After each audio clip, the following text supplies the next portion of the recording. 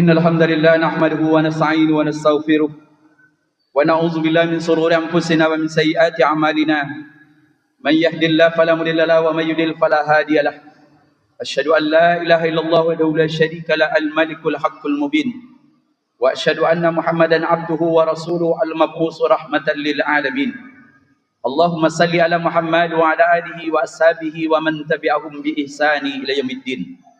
وقال الله تعالى في القرآن الكريم يا أيها الذين آمنوا اتقوا الله حق تقاته ولا تموتن إلا وأنتم مسلمون يا أيها الناس اتقوا ربكم الذي خلقكم من نفس واحدة وخلق منها زوجها وبث منهما رجالا كثيرا والنساء واتقوا الله الذي تسألوا به والأرحام إن الله كان عليكم رقيبا.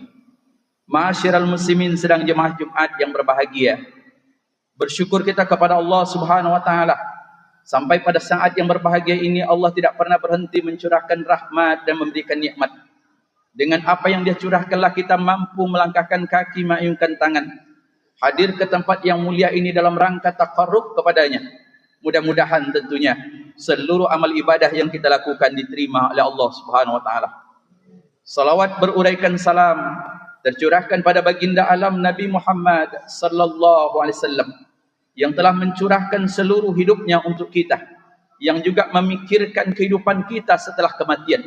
Maka sesungguhnya tidak ada syafaat yang akan diberikan oleh para nabi yang lain kecuali Dia akan memberikan kepada kita. Mudah-mudahan sedang jemaah yang berbahagia, salawat ini bersambung kepada karib kerabatnya.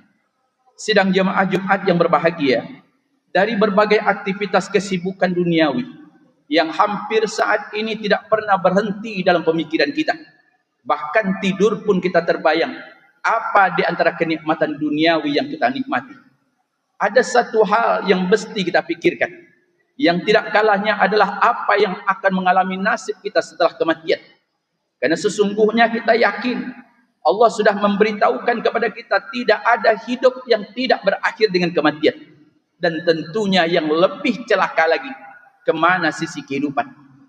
Maka sidang jemaah yang berbahagia, hidup ini sangat singkat. Dalam sebuah sabda Nabi mengatakan a'maru ummati ma baina sittin ila sab'in. Umur umatku, kata Nabi, hanya berkisar antara 60 tahun sampai 70 tahun. Yang berusia di atas itu jumlahnya sedikit. Maka sidang jemaah yang berbahagia, kalau seandainya usia kita hari ini 30 tahun, maka perjalanan menuju alam kubur itu lebih dekat. Maka inilah yang pernah disampaikan oleh Sayyidina Ali bin Abi Thalib. Dunia itu makin lama makin menjauh. Akhirat itu makin lama makin mendekat. Lantas apa yang akan kita nikmati setelah kematian? Sidang jemaah yang berbahagia, kita akan menghadapi masa yang sangat ekstrim. Hanya 2 kehidupan saja. Kalau Allah memasukkan kita ke dalam surga, maka kita akan mendapatkan kenikmatan yang tidak ada tandingnya dengan kenikmatan yang pernah kita nikmati di dunia. Tapi sidang jemaah yang berbahagia, kalau sekiranya kita hidup di dalam neraka, maka kita yakin tidak ada pula azab ujian yang paling berat di dunia ini yang bisa menandingi azab di dalam api neraka. Inilah yang pernah diungkapkan oleh Allah di dalam Al-Quran. Inna jahannama kanat mirsada littaghina ma'aba labithina fiha ahqaba.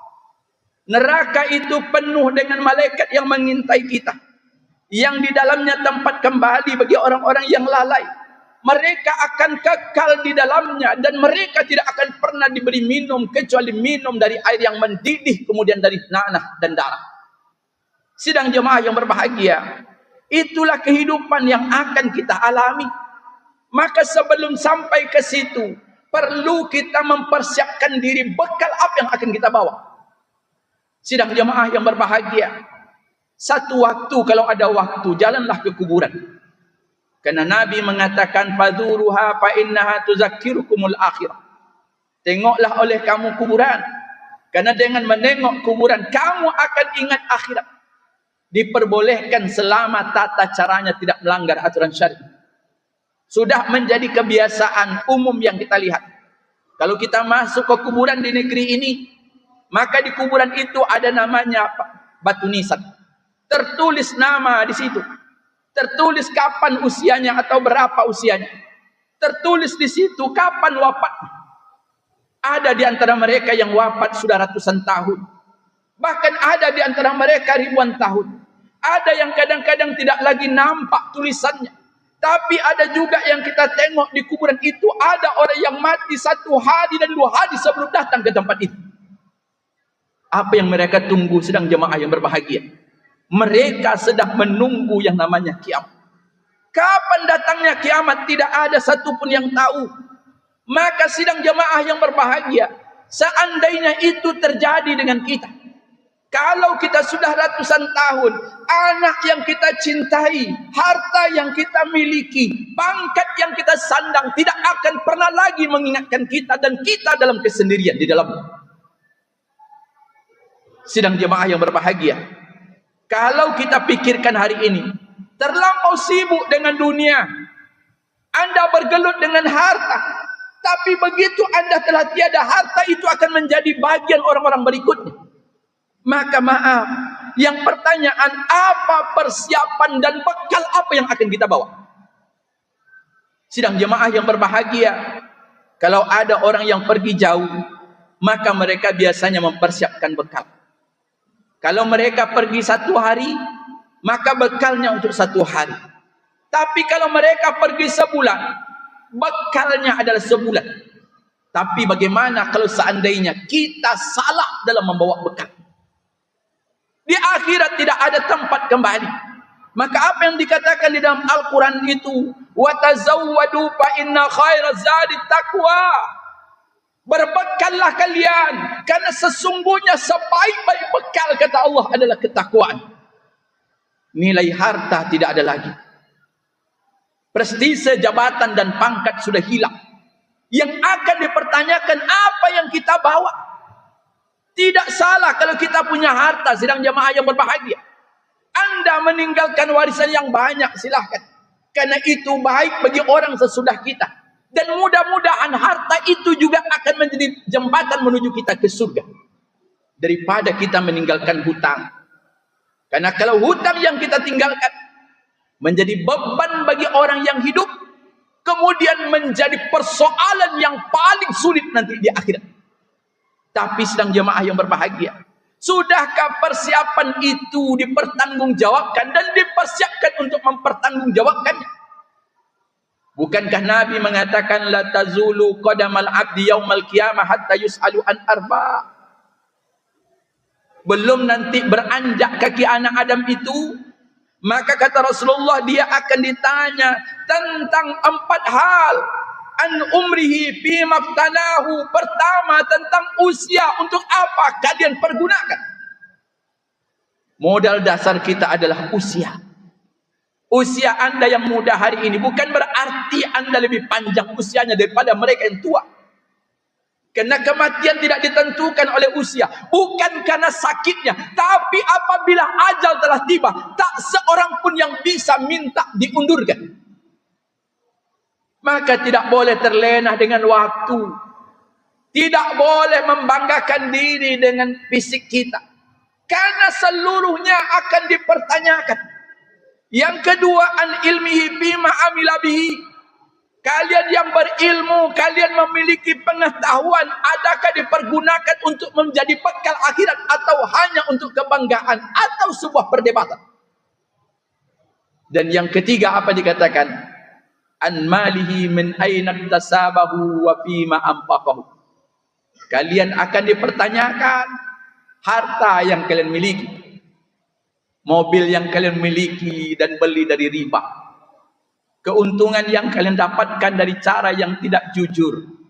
Kalian menjual belikan barang kalian dengan tipu-tipu, yang hari ini kita bangga mendapatkan keuntungan, tapi tidak ada 1 rupiah pun dari harta kita melainkan akan dipertanggungjawabkan.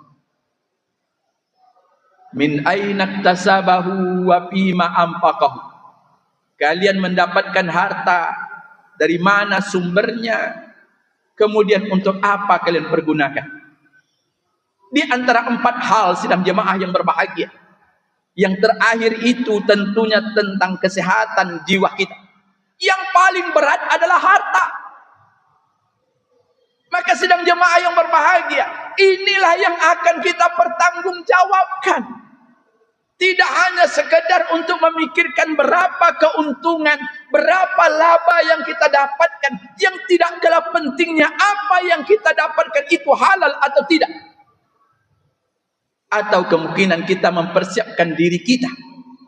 Begitu kita wafat nanti, kemudian tidak ada yang paling berhak yang menikmatinya kecuali api neraka. Apa yang pernah diungkapkan oleh Nabi? Kullu lahmin nabati min haram, fannari aula biha. Tidak ada harta yang haram, kata Nabi, kecuali yang paling baik untuk menikmatinya lah api neraka. Labisina fiha ahqabah. Mereka kekal di dalam. Mereka selamanya penuh penyesalan. Maka usia hari ini Allah masih memberikan kita umur, Allah memberikan kita harta, Allah memberikan kita sehat, Allah memberikan kita seluruh yang kita butuhkan hari ini. Yang pada akhirnya kita harus akui, inna lillahi wa inna ilaihi rajiun. Kembali kepada Allah. Bukan dengan tangan kosong, tapi dipertanyakan. Pertanyaan duniawi saja begitu sulit, apalagi pertanyaannya akhirat. Mudah-mudahan sidang jemaah Jumat yang berbahagia, satu ketika Nabi pernah berpesan dan meringatkan kita, mewarning kita. Yukaffiru ibnu Adam ma yukaffiru ma'ahu isnain, hubbul mal wa tulul amr. Kata Rasulullah, anak Adam itu semakin tua dan ada dua perkara yang tidak pernah lepas dari hidupnya. Pertama, mencintai harta. Yang kedua, ingin usia yang panjang. Maka sidang jemaah yang berbahagia, berapa banyak kita menengok orang dengan rasa kasihan. Usia sudah 60 tahun, ke masjid masih malas. Usia sudah 50 tahun, untuk mendekatkan diri kepada Allah terasa berat. Tapi untuk mengurus kebun dan hartanya begitu mudah begini. Kalau orang bertanya, mengapa bapak tidak sholat berjamaah ke masjid? Maka dia katakan, maaf, kakiku sakit. Saya tidak sanggup untuk naik tangga. Tapi kalau ditanya, mengapa sanggup untuk mengurus duniawi? Itulah jawaban Rasulullah. Sekiranya manusia ini tua, sekiranya manusia ini diberikan umur yang panjang, apa kata Rasulullah? Ada dua hal yang sulit dia tinggalkan. Pertama, senantiasa meminta agar usianya diberikan umur yang panjang. Yang kedua, masih berangan-angan agar dia memiliki harta yang banyak. Maka sidang jemaah yang berbahagia, memiliki umur yang panjang tidak salah. Ketika dikatakan anna rajulan qala li Rasulillah sallallahu alaihi wasallam, ketika seorang laki-laki berkata kepada Rasulullah, ya Rasulullah, ayyun nasi khair? Ya Rasulullah, manusia yang paling baik itu model apa ya Rasulullah? Man tala umruhu wa hasuna amaluhu.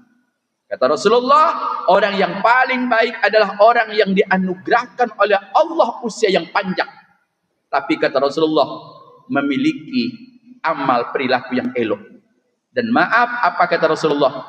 Manusia yang paling buruk adalah manusia yang diberikan oleh Allah umur yang panjang, tapi memiliki tabiat yang tidak baik. Mudah-mudahan sidang jamaah yang berbahagia, kita semua diwafatkan oleh Allah dalam keadaan husnul khatimah. Inna Allah wa malaikatahu yusalluna 'alan nabi. Ya ayyuhalladzina amanu sallu 'alaihi wasallim taslima. Allahumma salli ala Muhammad wa ala ali Muhammad kama shallaita ala Ibrahim wa ala Ibrahim fil alamin innaka Hamidum Majid. Allahumma fil muslimin wal muslimat wal mu'mini wal mu'minat al ahya wal amwat innaka sami'un qaribul mujibu da'wat. Amin amin ya qatil hajat.